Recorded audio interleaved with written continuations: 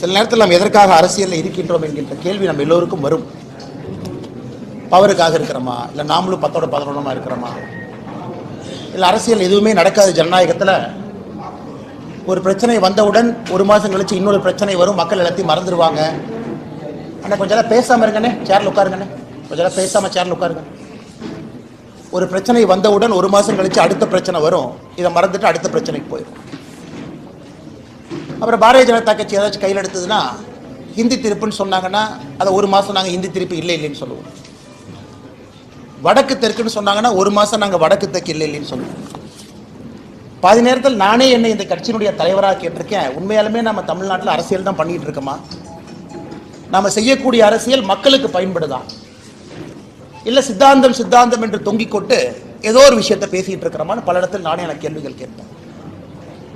இன்று காலையிலிருந்து எனக்கு நான் கேட்கக்கூடிய கேள்விகளில் முக்கியமான கேள்வி, நான் அரசியலே தொடர வேண்டுமா என்கின்ற கேள்வி. தமிழகத்தில் பட்ட பகல்ல ராஜ்பவன்ல இருந்து 1.5 கிலோமீட்டர் தொலைவில் அண்ணா யூனிவர்சிட்டிக்குள்ள ஒரு பில்டிங்க்கு பின்னாடி, அதுவும் குறிப்பாக அந்த கிறிஸ்மஸ் இரவு எல்லோரும் பேட்ரோல்ல நைட்டு மாஸ் இருக்கு, ஸ்பெஷல் மாஸ் எல்லாமே. 2 குழந்தைங்க ஸ்பெஷல் மாஸுக்கு போயிட்டு வர்றாங்க, போகணும்னு நினைக்கிறாங்க, அந்த இடத்துக்கு போகணும்னு நினைக்கிறாங்க. அந்த குழந்தைகளை எந்த அளவுக்கு கொடூரமாக சித்திரவதை செய்து எதற்காக ஒரு பெண்ணாக இந்த பூமியிலே பிறந்தோம் என்று சிந்திக்க வைக்கும் அளவுக்கு ஒரு கொடூரமான செயல் சென்னையில் நடந்திருக்கிறது. அது வழக்கம் போல அது அரசியல் ஆயிடுச்சு. அதனால் பாரதிய ஜனதா கட்சி அதை வன்மையாக கண்டிக்கின்றோம் என்று சொல்வதை விட எங்களுடைய அரசியல் பாதையை தீர்மானிக்க வேண்டிய தருணமாக இந்த நிகழ்வை நான் பார்க்கின்றேன், கருதுகின்றேன். தமிழகத்தில் பெண் குழந்தைகள், பெண்கள் பாதுகாப்பா இருக்காங்களான்னு கேட்டீங்கன்னா நிச்சயமா இல்லை. அவர்கள் மீது நடக்கக்கூடிய குற்றங்கள் ஒரு நாள் அதிகமாக தான் இருக்கு, எப்பவுமே குறையில்லைங்க. இதை பொறுத்தவரை முக்கிய குற்றவாளி திராவிட முன்னேற்ற கழகத்தில் ஒரு பொறுப்புல, சைதை பகுதியில் ஒரு பொறுப்புல, வட்ட பொறுப்புல இருக்கக்கூடிய ஒரு ஆள். அதுவும் ஏதோ முதல் குற்றம் இரண்டாவது குற்றம் கிடையாதுங்க. குற்றம் செய்து வெளியே வந்து பல குற்றங்கள் இருக்கக்கூடிய ஒரு ஆள் திமுகவிலே தன்னை இணைத்துக் கொண்டு இந்த மாதிரி முக்கியமானவங்க பக்கத்தில் ஒரு புகைப்படமோ அவங்க பக்கத்தில் இருப்பது போல முகநூலில் பதிவு செய்வதற்கு ஒரு புகைப்படம் தேவைப்படுது, அந்த கட்சியில் ஒரு பதவி தேவைப்படுது. இது போன்ற அமைச்சர்கள் கூட நின்று ஏதோ போட்டோக்கு போஸ்ட் கொடுத்தாங்க, நாங்கள் என்ன செய்யறோம் திமுக சொல்லீங்க. இவங்க போட்டோக்கெல்லாம் போஸ்ட் கொடுக்கல. பாருங்க, இவர்கள்லாம் திமுகவினுடைய நிகழ்வில் பங்கெடுக்கக்கூடிய பொறுப்பில் இருக்கக்கூடிய தொண்டர்கள். ஒரு முக்கியமானவர்களுக்கும் சால்வை அணிவிப்பது, திமுகவுடைய முக்கியமான நிகழ்வில் பங்கெடுப்பது. எங்க பாருங்க, மக்களுக்கு சாப்பாடு போடுறேன்னு சொல்லி சாப்பாடு போட்டிருக்காரு பாருங்க, அக்யூஸ்ட் திமுக சார்பாக. அமைச்சர்களோடு கட்சி பொறுப்பாளரே இல்லைன்னு சொல்றாங்க. இந்த பத்திரிகை நண்பர்கள் கொடுக்குறோம், கட்சி பத்திரிகையில் அவருடைய பெயர் பொறுப்போடு இருக்கும் பாருங்க. இந்த பத்திரிகை, இந்த கட்சி பத்திரிகை உங்களுக்கு இந்த பத்திரிகையாளர் சந்திப்பு முடித்த பிறகு தருகின்றோம். பாருங்க, கட்சி பொறுப்பை பாருங்க, பேரை பாருங்க. ஏன்னா உங்களால் ஜூம் பண்ணி பார்க்க முடியாது. முரசொலியில அவரை பற்றி வந்திருக்கக்கூடிய பொறுப்பில் இருக்கக்கூடிய அந்த மனுஷனை பாருங்க. ஆனா இன்னைக்கு நாம் என்ன சொல்றோம்னா, திமுக தான் இருந்தாரா, இல்ல பாரதிய ஜனதா கட்சி வேலை இல்லாம இந்த அண்ணாமலை ஏதோ ஒன்று நேற்றுல இருந்து கிளப்பிட்டு சொல்லிட்டு இருக்காரா? எங்களுடைய குற்றச்சாட்டு அவர் திமுக இருக்கிறது என் குற்றச்சாட்டு இல்லைங்க. ஒரு குற்றவாளி இதே போல ஒரு கொடூர செயலை செய்தவன் திமுகவிலே தன்னை இணைத்துக் கொண்டு அமைச்சர்கள் பக்கத்தில் நின்று அங்க இருக்கக்கூடிய லோக்கல் போலீஸ் ஸ்டேஷனுக்கு நான் திமுக காரன் அப்படிங்கிற புகைப்படம் தேவைப்படுது. அதை வைத்து அந்த போலீஸ் ஸ்டேஷன்ல இருக்கக்கூடிய ரவுடி ரெஜிஸ்டர்ல அந்த பேர் வரக்கூடாது. ரவுடி ரெஜிஸ்டர் பேர்ல இருந்தா 21 நாளைக்கு ஒருக்கா நீங்க போலீஸ் ஸ்டேஷனுக்கு கூப்பிடுவீங்க. என்னப்பா பண்ற, இந்த மாசம் பேங்க் அக்கௌண்ட் எவ்வளவு பணம் வந்துச்சு, ஏன்னா நானும் காவல்துறையில் 9 ஆண்டுகள் குப்பை கொட்டி இருக்கின்றேன். பக்கத்து வீட்டுக்காரனை சாட்சி சொல்ல நீ ஒழுக்கமா இருக்கேன்னு கையெழுத்து போட சொல்லி, இதெல்லாம் ரவுடி ரெஜிஸ்டர் நடக்கக்கூடிய, ரவுடி பெயரில் நடக்கக்கூடிய விஷயங்கள். அதுக்கு போகக்கூடாது என்பதற்காக இந்த புகைப்படம் தேவைப்படுகிறது, அரசியல் அங்கீகாரம், அடையாளம் தேவைப்படுது. அதை வைத்து மறுபடியும் ஒரு குற்றத்தை செய்திருக்கிறான். இதுதான் எங்களுக்கு கோபம். அவன் திமுக இருக்கிறது எங்களுக்கு கோவம் இல்லை. திமுக என்கின்ற கட்சி போர்வை இன்னைக்கு குற்றம் செய்வர்களுக்கு தேவைப்படுகிறது. அங்க இருந்து அப்படியே அமைச்சர் பக்கத்தில் போனாவே அந்த லோக்கல் ஸ்டேஷன் ஹவுஸ் ஆஃபீஸருக்கு, கிரைம் கான்ஸ்டபிளுக்கு, இன்டெலிஜென்ஸ் பார்க்கக்கூடிய ஹெட் கான்ஸ்டபிளுக்குலாம் தெரியும், அண்ணே அவன் திமுக இருக்கானே, அந்த பையன் நல்ல பையனே, அமைச்சர் கூடவே சுத்துறானே, அந்த பையன் நம்ம ஸ்டேஷன்ல கூப்பிட்டு ரவுடி பரேட் நடத்தினா நம்மளே வச்சு செஞ்சு தண்ணி இல்லாத காட்டுக்கு மாத்திடுவாங்கண்ணே. திமுக என்கின்ற போர்வை இருந்தனால மட்டும்தான் இந்த அக்யூஸ்ட் அந்த பொண்ணு மேல கை வச்சிருக்கான். இது வெரி சிம்பிள். இது மூளை இருக்கக்கூடிய, ஆறறிவு இருக்கக்கூடிய எந்த மனிதனுக்கும் கூட தெரியும். திமுக கட்சி பொறுப்பு இருக்கு, திமுக அமைச்சர்களோடு இருக்கிறாங்கிற ஒரே காரணத்துக்காக மட்டும்தான் ஸ்டேஷன்ல என்கொயரி பண்ணல. இதே போல ஒரு குற்றத்தை அவன் செய்திருக்கின்றான். அதே குற்றத்தை இரண்டாவது முறை செய்திருக்கின்றான். இதுக்கு நீங்க அடிச்சீங்க பாருங்க பெல்டி அமைச்சர்கள்லாம். எஃப்ஐஆர் எப்படி சார் லீக் ஆச்சு? இந்தியா முழுவதுமே crime criminal tracking network system CCTNS எல்லா போலீஸ் ஸ்டேஷனும் இணைக்கப்பட்டிருக்கிறது ஃபைபர் ஆப்டிக் கேபிள்ல. டேட்டா என்ட்ரி பண்ணோடனே மாஸ்டர் சர்வருக்கு போகும். அதுக்கு ஒரு கண்ட்ரோல் ரூமுக்கு ஒரு SP இருக்கார், இன்ஸ்பெக்டர் இருக்கார். எப்படி அந்த எஃப்ஐஆர் வெளியே வந்துச்சு? போலீஸ் டிபார்ட்மெண்ட்டை தவிர அந்த எஃப்ஐஆர் யாரு வெளியே விட முடியும்? எல்லாமே இன்டர்நெட் புரோட்டோகால் ப்ரொடெக்டட். அவ்வளவு ஈஸியா ஹேக் பண்ண முடியாத சிஸ்டத்தை. அது ஒரு எஃப்ஐஆரா சார்? ஒரு படிக்காத எழுதுனா கூட ஒழுக்கமா ஒரு எஃப்ஐஆர் எழுதுவோம். அதுல குற்றம் செஞ்சது அந்த பொண்ணா, குற்றம் செஞ்சது இந்த அயோக்கியனானே சந்தேகமா இருக்கு. ஏதோ பொண்ணு குற்றம் செஞ்ச மாதிரி எஃப்ஐஆர் எழுதியிருக்கீங்க. அதையெல்லாம் படிச்சா ரத்தம் கொதிக்குது. நான் என்னுடைய காதலனோடு நான் போனேன், ஒதுக்குப்புறமாக ஒதுங்கி இருந்தேன், என் காதலனுக்கு நான் கிஸ் கொடுத்துக்கிட்டு இருந்தேன். இதெல்லாம் ஒரு எஃப்ஐஆரா சார்? காக்கி சட்டையை போட்டுட்டு அந்த ஸ்டேஷன்ல ஒருத்தவங்க எஃப்ஐஆர் இருக்கீங்களே, வெக்கமா இல்லையா உங்களுக்கு? வெக்கமா இல்லையா? குற்றம் நடந்தது அந்த பெண்ணுக்கு. அந்த எஃப்ஐஆர் படிச்சு அந்த எஃப்ஐஆர் கோர்ட்ல நிக்குமா சார்? ஆனா ஆயிரக்கணக்கில் எஃப்ஐஆர் எழுதி இருக்கு, அல்ல கோர்ட்ல நிக்குமா?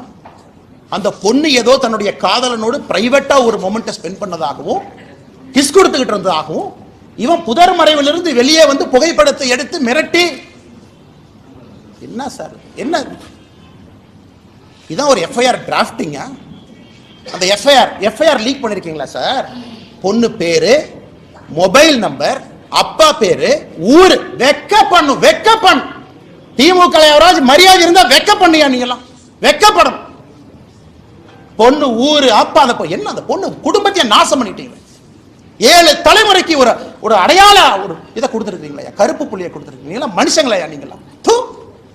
அதுக்கு அமைச்சர் கேள்வி கேட்கிறா. 3 மாசம் தமிழ்நாடு அமைதி பூங்காவா இருந்துச்சாமா, இந்த அண்ணாமலை திரும்பி வந்தானாமா, மறுபடியும் கலவரம் வெடிச்சு. வெக்க பண்ணியா நீங்களாம் மினிஸ்டரா இருக்கிறது? வெக்க பண்ணு. இந்த ஒரு கட்சி பொறுப்புல இருக்கிறனால மரியாதையா பேசிட்டு இருக்கு. ஒரு தேசிய கட்சியினுடைய மாநில தலைவர் இந்த வெங்காய பொறுப்புல இருக்கிறார். அதனால மரியாதையா பேசணும்னு சொல்லி கொடுத்தனால மரியாதை கொடுத்த கூட்டலாம் பேசிட்டு இருக்கு.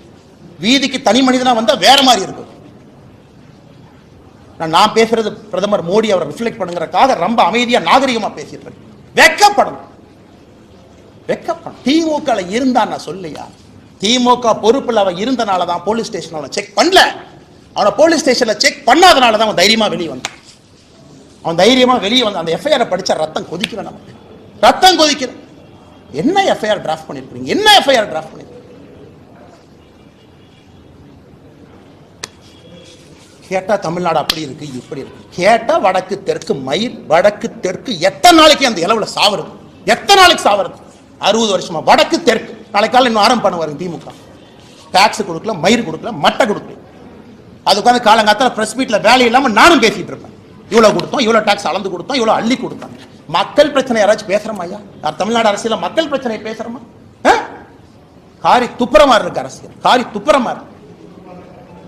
அதனால்தான் இதற்கு ஒரு முடிவு கட்ட வேண்டும் என்று முடிவு செய்திருக்கின்றோம். இந்த அரசியல் நீ ஆகாதுங்க, இந்த அரசியல் ஆகாது. ஆனால் மாநில தலைவராக, இந்த கட்சியினுடைய தொண்டனாக நான் ஒரு சங்கல்பம் எடுத்துட்டேன். ஐயோ கட்சினா வந்து ஆர்ப்பாட்டம் பண்ணுவாங்க. எத்தனை ஆர்ப்பாட்டம் பண்றியா? சென்னையில் ஆர்ப்பாட்டம் பண்ண போனா முன்னாள் ஆளுநர் அரெஸ்ட் பண்ணி உள்ள வச்சிருக்கேன். நாயை பிடிக்கிற மாதிரி பிடிச்சு. மாநிலத்தினுடைய துணைத் தலைவர் கருணாகராஜன், எங்களுடைய சகோதரர், எத்தனை டைம் பாரதிய ஜனதா கட்சி எத்தனை டைமே அரெஸ்ட் பண்ணுவீங்க? நாங்க எங்களுக்கு தனியா எங்களுக்கு வீட்டுக்கு ரோடு போடுன்னு ஆர்ப்பாட்டம் பண்றோமா? இல்ல எங்க வீட்டுக்கு தண்ணி, சிறுவாணி தண்ணி வரலின்னு ஆர்ப்பாட்டம் பண்றோமா? கைது பண்ணி நைட்டு 11:30 வரைக்கும் டாய்லெட் இல்லாத மண்டபத்தில் பார்த்து அடைச்சி வச்சு எத்தனை சித்திரவதை தொண்டாங்க பண்ணி அனுப்பிப்பாங்க. அதனால இன்னி உங்களுக்கு இந்த ஆர்ப்பாட்ட வேலையெல்லாம் இல்லை. இன்னிலிருந்து நாங்கள் வேற மாதிரி தான் உங்களை டீல் பண்ண போறோம். நாங்கள் ஆர்ப்பாட்டம் பண்ண கலெக்டர் ஆஃபீஸ்க்கு வருவோம். எங்க ஆளு எல்லாம் காலங்காத்தால 8 மணிக்கு கிளம்பி வருவாங்க. நீங்க அப்படியே ஒரு 1000 போலீஸை போட்டு நாய் பிடிக்கிற மாதிரி 2 பேர்த்த பிடிச்சிட்டு போகலாம். நாளையிலிருந்து ஆர்ப்பாட்டம் அப்படி கிடையாது. ஒரு வீட்டுக்கு வெளியே ஆர்ப்பாட்டம் நடக்கும். நீ 10,000 போலீஸ் இறக்கியா பார்த்துடலாம். நான் ஒரே இடத்துல அப்படியே என் தொண்டனை கூட்டிட்டு வருவேன், லட்டு அமுத்துற மாதிரி அமுத்திட்டு போயிடுவீங்க நீங்க. ஒரு வீட்டுக்கு முன்பு நாளை பாரதிய ஜனதா கட்சியின் தொண்டன் காலையில 10 மணிக்கு வெளியே வந்து நிப்பான், தன்னுடைய தாய்க்காக சகோதரிக்காக குரல் கொடுப்பான். இந்த அண்ணாமலை நாளைக்கு என்ன செய்ய போறேன்னு சொல்ற கேட்டு எல்லா பலத்தையும் பயன்படுத்திட்டோம், பேசிட்டோம். என்ன உங்க கையில ஊடக பலம் இருக்கு, உங்க கையில சினிமா துறை இருக்கு. ஒரு படத்தை எடுத்து வடக்கு தெற்கு நீ பிரிச்சா வேலை முடிஞ்சு போச்சு உனக்கு. உங்க கையில எல்லா விருது கொடுக்கறதுக்கு பேசுறதுக்கு ஆளு இருக்கிறாங்க. சமூக நீதினு பேசுறதுக்கு 10 பேர் இருக்கா. பாரதிய ஜனதா கட்சினா சமூக நீதி இல்லைன்னு பேசுறதுக்கு 50 பேர் இருக்கா. அதனால் நாளை எனக்கு நானே சாட்டை அடி கொடுக்கக்கூடிய நிகழ்வை காலை 10 மணி என்னுடைய வீட்டுக்கு வெளியே நான் நடத்தப்போம். நான் எனக்கு முருகபெருமானுக்கு சூர சம்ஹார பெருமை இந்த தீவிரம்லாம் அழிக்கிறது. நாளை காலை 10 மணிக்கு மாநில தலைவராக என்னுடைய இல்லத்திற்கு வெளியே நான் நின்று சாட்டையால் என்னை 6 முறை நான் அடித்துக் கொள்ள போகிறேன். சாட்டை என்னை அடிச்சுக்கிறேன். நாளையிலிருந்து திமுக என்கின்ற கட்சி தமிழகத்தில் ஆட்சியிலிருந்து அகற்றப்படும் வரை நான் செருப்பு போட மாட்டேன். இந்த அரசியல் நாடு 3 வருஷம் பண்ணி பார்த்துட்டேன். ஒரு முடிவு வரணும். இன்னைக்கு முடிவு வந்தே ஆகும். சும்மா இத்தனை நாளைக்கு எத்தனையாக நானும் வண்டி ஓட்டுறது, வந்தது வேறு செய்வது வேறு, நடந்து கொண்டிருப்பது. நாளையிலிருந்து திமுக ஆட்சியிலிருந்து அகற்றப்படும் வரை இந்த பத்திரிகையாளர் சந்திப்பு முடிச்சு செருப்பை கழட்டுனா நீ ஆட்சியிலிருந்து இறங்குற வரைக்கும் நான் செருப்பு போட மாட்டேன். பார்த்துலாம். நாளையிலிருந்து 48 நாட்கள் நான் விரதம் இருக்க போகிறேன். பிப்ரவரி 2வது வாரம் முடியும். 6 படை வீட்டுக்கு நான் போக போறேன். முருகபெருமான்கிட்ட முறையிட போறேன். எல்லாத்திட்டையும் முறையிட்டாச்சு. நேஷனல் கமிஷன் ஃபார் உமன் முறையிட்டாச்சு. காலகட்டத்தில் வேலையெல்லாம் உட்காந்து லெட்டர் எழுதியிருக்கேன். பாருங்க 3 பேஜ் வேலையெல்லாம். அம்மா வாங்கம்மா, தயவு செஞ்சு பிடிங்கம்மா, இவங்கெல்லாம் வயலேட் பண்ணிட்டாங்கம்மா, செக்ஷனாக பாருங்கம்மா. எத்தனை கடிதம் எழுது. ஹியூமன் ரைட்ஸ் கமிஷன் 15 கடிதம் எழுதியாச்சு. நேஷனல் கமிஷன் ஃபார் உமனுக்கு எழுதியாச்சு. வேலையெல்லாம் உட்காந்து எழுதி ட்விட்டரில் போடுறதா வேலை. இன்னி பார்த்துக்கலாம் அரசியல், இன்னி பார்த்துக்கலாம். நாகரீகமான அரசியல். இந்த பவுண்டு பை நீங்க அநாகரிகமா பேசுறீங்கல்ல, சோசியல் மீடியாவில் குடும்பத்தை எடுக்கிறீங்க, என்ன வேணாலும் நீங்க பேசுவீங்க. கேட்டா அப்படியே கட்சி போறவர்களை ஒழிஞ்சுக்குவீங்க. நாளையிலிருந்து என்னுடைய அரசியலும் அப்படித்தான் இருக்கும். இந்த மாநில தலைவர் கட்டுப்பாடு, இனி ஆரோக்கியமான அரசியல், விவாதம், மரியாதை. அதெல்லாம் எதுக்கு மரியாதை கொடுக்கணும்? எதுக்கு மரியாதை கொடுக்கணும்? பெண்களுக்கு குழந்தைகளுக்கு பாதுகாப்பு இல்லாத ஒரு மாநிலத்தில் எதுக்கு உனக்கு மரியாதை கொடுக்கணும்? எதுக்கு மரியாதை கொடுக்கணும்? அரசியல் கட்சியில் நீ மரியாதை வெங்காயம்லாம் கிடையாது. ஆனால் நீங்கள் வாங்கின இந்த இஷ்யூ பேசுங்க, எத்தனை இஷ்யூங்க தமிழ்நாட்டில் பேசுறது? ஆனால் டங்ஸ்டன் இஷ்யூ டெல்லிக்கு போங்கன்னா எத்தனை டைமுங்க போகிறது? ஆனால் மீத்தேன் பிரச்சனை ஆச்சுன்னா டெல்லிக்கு போங்கன்னா எத்தனை டைம் போகிறோம்? எத்தனை போகிறது? வேறு வேலை இதே தான் வேலைங்க. அதனால் நாளை எனக்கு நானே சவுக்கடி காலை 10 மணிக்கு என்னுடைய இல்லத்திற்கு வெளியே நான் கொடுத்துக் கொள்கிறேன். பாரதிய ஜனதா கட்சியினுடைய எந்த தொண்டனையும் இதை நீங்கள் செய்ய வேண்டாம் என்று நான் அன்போடு சொல்லுகின்றேன். நீங்க யாரும் செய்ய, வீட்டுக்கு வெளியே வந்து நிற்க வேண்டியது உங்களுடைய கடமை.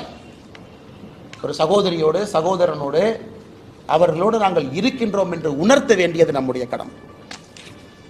தீய சக்தி அழிக்கப்பட வேண்டும். தமிழகத்தில் அழிக்கணும், வேற வழி இல்லைங்க. வழி இல்லை. படிக்கிறோம் பாருங்க, எத்தனை கேங் ரேப், எத்தனையா பண்ணுவீங்க, என்னையா பண்ணுவீங்க? தெரியாம கேட்கிறேன். 14/8/2024 gang rape of a woman accused யார்? கவிதாசன். என்ன நடத்தினா? Udhayanidhi Stalin fan club Orathanadu. 2/1/2023 youth wing of DMK sexual assault of woman police constable. லட்சணத்தை பாருங்க, விளங்கி. 22/3/2022 gang rape of 22-year-old woman in Virudhunagar after blackmailing her ஒரு வீடியோ. பாருங்க, எல்லாம் பாருங்க. கேட்டா கட்சி அப்படி யாருமே இல்லை, பொய் சொல்றாரு. அண்ணாமலை வந்ததுக்கு அப்புறம் இது வேலை இல்லாமல் செய்யறாரு. ஆனால் பத்திரிகை நண்பர்களே, வேறு வழி எங்களுக்கு இல்லை. மக்களுடைய கவனத்தை ஈர்ப்பதற்கு எங்களுக்கு வழி இல்லை. இது சாமானிய மிடில் கிளாஸ் பையன் கொதிக்கணியா? மிடில் கிளாஸ் ஆள் எந்திரிக்கணும். அவன் எந்திரிக்காமல அரசியல் எந்த மாற்றம் இல்லை. சும்மா அப்படியே பேசிட்டே வண்டி ஓட்ட வேண்டியதான். 1 country 1 election, அது 1 மாசம் ஓட்டு, இது 1 மாசம் ஓட்டு, டங்ஸ்டன் ஒரு 3 மாசம் ஓட்டு, மீத்தேன் ஹைட்ரோ கார்பன் 6 மாசம் ஓட்டு. அவ்வளோதான். நம்ம எல்லாம் மறந்துடுவோம். எதுக்காக இருக்கிறோம், என்ன வேலை செய்யறோம். ஆனால் மறுபடியும் நான் சொல்வது, நடுத்தர வாழ்வு வாழக்கூடிய நீங்க தயவு செஞ்சு வெளியே வாங்க, பேசுங்க, கேள்வி கேளுங்க. ரோட்ல வந்து நில்லுங்க, நாளைக்கு கேளுங்க. லோக்கல் எம்எல்ஏ தெரியும் உங்க ஓட்டு நீங்க போட மாட்டீங்கன்னு தெரியும். இந்த இலவச பணத்தை எல்லாம் எலெக்ஷன் அப்ப தூக்கிட்டு இப்போ எல்லாம் தூக்கி எறி. ஆனால் பத்திரிகை நண்பர்களுக்கு என்னுடைய அன்பான வேண்டுகோள், நீங்கள் அதை கேட்கணுங்க. மீடியால டிபேட் வைக்கணும், விவாத பொருள் வைக்கணும். அன்னைக்கு நாமளும் மனுஷங்க தான், அதே சாப்பாடு சாப்பிட்றோம். 6 அறிவு இருக்கு. நம்ம வீட்டில் நடந்துதான் சும்மா இருப்பாங்களா? கத்தி எடுத்து வெட்ட போக மாட்டோம். விவாத பொருள் பேசவே வர சொல்லு. எதுக்கு அப்படி பண்றீங்கன்னு கேளு. ரிப்பீட் ஆஃபெண்டர் எதுக்கு ரவுடி ஷீட்ல வைக்கலின்னு கேளு. பொறுப்பேற்று கமிஷனர் விலக சொல்லுங்க. குறைந்தபட்ச டெப்டி கமிஷனர் வீட்டுக்கு போச்சு. ஆனால் இதை சொல்ல வேண்டும் என்பதற்காகத்தான் அந்த பத்திரிகை சந்திப்பேன். இதை தவிர நான் வேற எந்த இது சம்பந்தமான கேள்விகளுக்கு நான் பதில் சொல்றேன். அன்னைக்கு வாங்கி இதாயிடுச்சு, கரண்ட் போயிடுச்சு, இதெல்லாம் இன்னைக்கு இல்லை. அதெல்லாம் நாளைக்கு நாளான்னைக்கு கரண்ட் போனது, தண்ணி இல்லாதது, டாய்லெட்ல தண்ணி வராதெல்லாம் நாளைக்கு நான் சொல்றேன். இன்னைக்கு இந்த இது சம்பந்தமாக நண்பர்கள் கேள்விகளுக்கு நான் பதில் சொல்றேன். நாம சொன்னதுக்கு அப்புறம் எடுக்கிறாங்க. NCW எழுதுனதுக்கு அப்புறம் போலீஸ் எல்லாம் பெண்ட கழுத்துக்குன்னு எழுதி இருக்கிறோம். ஆக்ஷன் எடுங்க. ஒருத்தனையோட எப்படி வெளியே வந்துச்சு நான் கேட்கிறேன். CCTNS நெட்வொர்க்ல இருந்து வெளியே எப்படி வரும், எப்படி வந்துச்சுன்னு சொல்லுங்க. யாராச்சும் ஹேக் பண்ணிட்டாங்களா? அப்ப யார் ஹேக் பண்ணாங்கன்னு சொல்லுங்க. செல்போன்ல எல்லாம் எடுக்கலீங்க, PDF அப்படியே PDF டவுன்லோட் பண்ணி வெளியே விட்டுருக்கிறீங்க. எதுக்கு? விக்டிம் ஷேமிங் பண்ணணும். Victim shaming. இந்த பொண்ணு சரியில்லை, அதனாலதான் இது நடந்துச்சு. எத்தனை நாளைக்கு அந்த டிராமாவை தமிழ்நாட்டில் பண்ணுவீங்க? எத்தனை நாளைக்கு பண்ணுவீங்க? இந்த பொண்ணு சரியில்லாத பொண்ணு அப்படின்னு மக்களுக்கு பார்த்தா தெரியணுமா? காதலனாக இருக்கட்டும், காதலியாக இருக்கட்டும், 18 வயசுக்கு மேல அவங்க தனிப்பட்ட உரிமை. வெட்கி தலை குனினுங்க, தலை குனினுங்க, தலை குனி. நாம் எல்லோருமே சாமானிய மனிதர்களாக தலை குனிந்து நிற்கணும். ஏன்னா சகோதரி நம்ம மண்ணில் தமிழ்நாட்டில் அது நடந்தது. அவன் எவ்வளோ கஷ்டப்பட்டிருப்பாங்க அந்த பொண்ணு பாருங்க, எவ்வளோ எவ்வளோ அசிங்கப்பட்டு. எஃப்ஐஆரை படிச்சுப்பாங்க.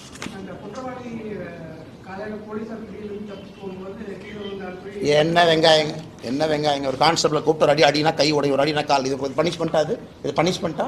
ஒரு மாவு கட்டு போட்டு எடுத்து போட்டோ கொடுத்துட்டா அப்படியே மக்களுடைய கோபம் அப்படியே தணிஞ்சு, அப்பா அவனுக்கு வந்து பாருப்பா கை ஒரு கை உடஞ்சிருச்சு, மாவு கட்டி போட்டிருக்காங்க, கால் ஒரு கால் உடஞ்சிருச்சு, மாவு கட்டு போட்டாங்க. என்ன எல்லாம் 1980 கலைஞர் கருணாநிதி ஐயா திரைக்கதை வசனம் எழுதிட்டு இருக்காங்களா? உண்மையான அரசா இருந்தா 10 நாள்ல சார்ஜ் ஷீட் போடு, 11வது நாள்ல ஸ்பெஷல் கோர்ட்டை கூப்பிட்டு 15வது நாள்ல தண்டனை கொடு. நான் சொல்றேன், இந்த டிராமால எங்களுக்கு வேண்டாம். மாவு கட்டு போட்டேன், கையை உடைச்சேன், கால் உடைச்சேன், இந்த டிராமால வேண்டாம் சார். 7 நாள்ல ட்ரையல் நடந்த கேஸ் இந்தியாவில் இருக்கு சார். 5 நாள்ல சார்ஜ் ஷீட் போட்டிருக்காங்க சார். ஒரே நாள்ல ட்ரையல் முடிச்சிருக்காங்க சார். நீங்க நினைக்கிற மாதிரி 1 வருஷம் 2 வருஷம் 10 நாள்ல ஒரு சார்ஜ் ஷீட்டை போட்டு ட்ரையல் நடத்தி தண்டனை வாங்கி கொடுக்க முடியும். பண்ணீங்களா? பிரிசன் மினிஸ்டர் என்ன சொன்னார் ரகுபதி? அண்ணாமலைக்கு பொய் சொல்வது மட்டும்தான் வேலையா? காலையாக தான் வேலை. அவங்க வீட்டில் நேர்ந்து விட்டுருக்காங்க. எங்கள் அம்மா ரகுபதி வீட்டில் நேர்ந்து விட்டுருக்குறாங்க. பொய் சொல்றது மட்டும்தான் காலையிலேருந்து இரவு வரை இதான் எனக்கு வேலை. ஏயா பிரிசன் துறையை கையில் வச்சிருக்கிற, ஒழுக்கமாக ஒரு வேலையை செஞ்சிருக்கியா? அது வரைக்கும் தெரியாமல் நான் கேட்குறேன். ஒழுக்கமாக செஞ்சிருக்கீங்க. எங்கள் வேலை நாயை போல தப்பு பண்ணா கொண்டு வந்து மக்கள்கிட்ட வைக்கிறதா எங்க வேலை. பதில் சொல்றது உங்க வேலை. ஆளுங்கட்சிக்கார victim shaming, victim shaming, FIR copy release, இதெல்லாம் நம்ம முறை சொல்லல. வேலையெல்லாம் எழுதுனீங்களா அவன் பேரு பத்திரிகையில்? சும்மா அதே வந்து அதே அச்சில் போய் பத்திரிக்கை போய் அதே ஞானசேகரன் பேர் அடிச்சுட்டு அதே வெளியே வந்துச்சுங்களா? சிட்டி ரோபோட் மாதிரி ஏதோ ஒன்று கம்மா அறிவாளர் உட்காந்துருக்காங்களோ இதில். அதனால இது கம்பீரமா எடுத்துக்கணுங்க. ரொம்ப தப்பு பண்றாங்க. நாம் ஒன்னொன்னும் அடுத்து அதை விட கொடூரமா இருக்கிறனால முன்னாடி நடக்கிறத மறந்தாச்சு. இதை விட அது கொடூரமா இருந்துச்சுங்க, அதனால இதை மறந்துறாங்க. அதனால தான் வேறு வழி இல்லாம எங்களை நாங்களே வருத்தி கொண்டு முருகபெருமான்கிட்ட போய் முறைகிறோம். வேற என்னங்க வழி?